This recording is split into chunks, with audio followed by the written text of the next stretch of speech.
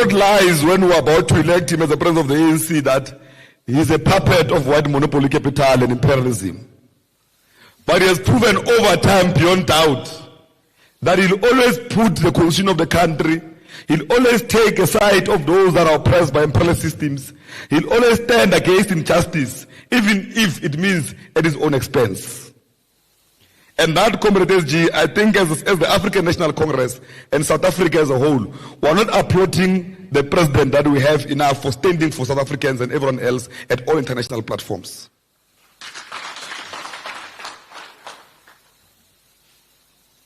Sometimes I ask myself, SG, that is he leading at the right time or at the wrong time? And the question that I have mixed answers. The first mixed answer I have is that if he led in 2009, maybe the ANC will be the better position with a strong hegemony than before, because the damage that was caused by that one of Nkandla has caused us to be where we are. But another question I have, another answer I have is that if the one of Nkandla was leading now at this difficult time, where we are fought by imperialist agendas and is expected to represent us, what will he be doing? And those are mixed emotions I have, because I think there is no right or wrong time.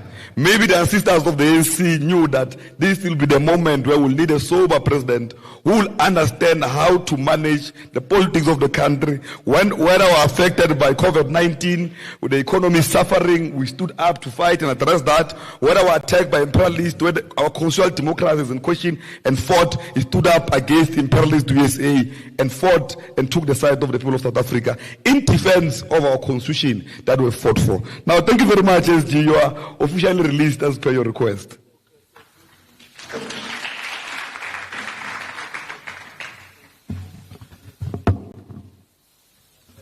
Comrades that have went outside, I'm not sure if they're also catching a flight with the SG.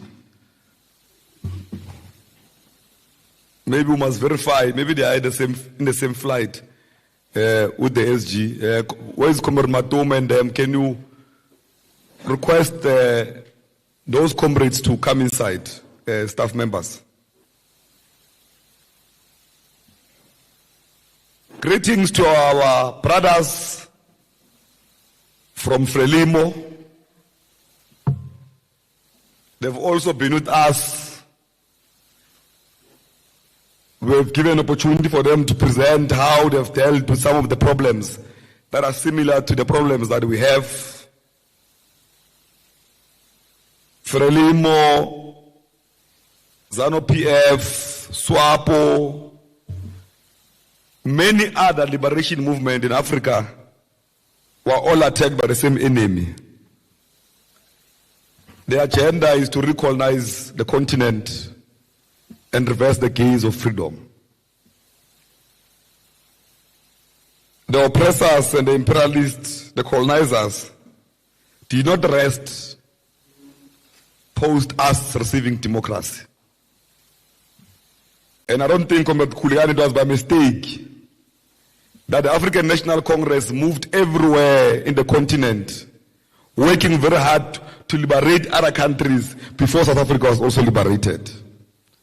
And it's not by mistake that we're one of the last countries to be liberated, but we are recorded as the ANC in many battles in structuring and building organizations in Africa to liberate themselves, because it was important that we liberate others first and be the last to be liberated.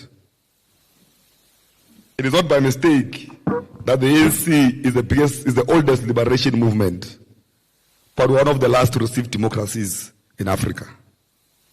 It is because we've always been an organization that is led by men and women who are selfless, who are revolutionary by character, who qualify to be called cadres.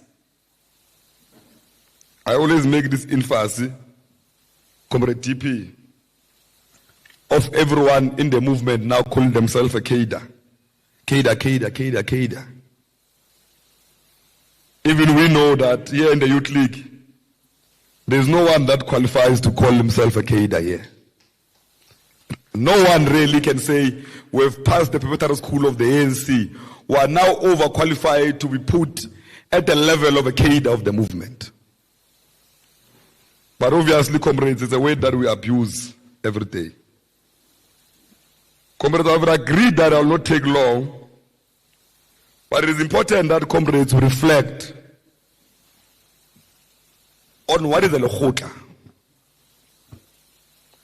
Because over time we misunderstand what is the Lekgotla.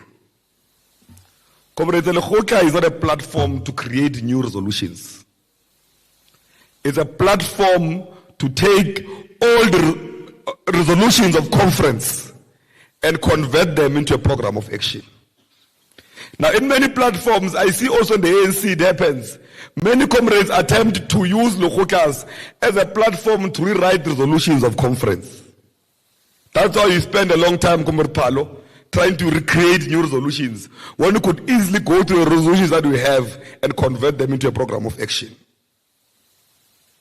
Now, it's important that you understand a role of the Lekgotla.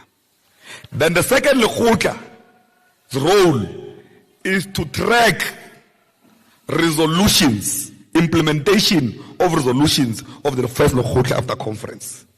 And you plan on where have you made mistakes and where can we do better. Now, if we become that organization that takes decisions, convert them into a program of action, and we hold each other accountable on the implementation of those programs, we will not have problems that we have today. The reason the ANC also is sitting at 40% implemented, society revolts against the ANC, because if the ANC can just implement only half of the resolutions, we will not have any political party in South Africa, because we are classified as having one of the best resolutions. Now I'm saying that this Lekgotla of ours must not just be a talk show. Subcommittees must be able to be held accountable on the implementation of the resolutions of the Lekgotla. But if it's a talk show, if we came here to drink and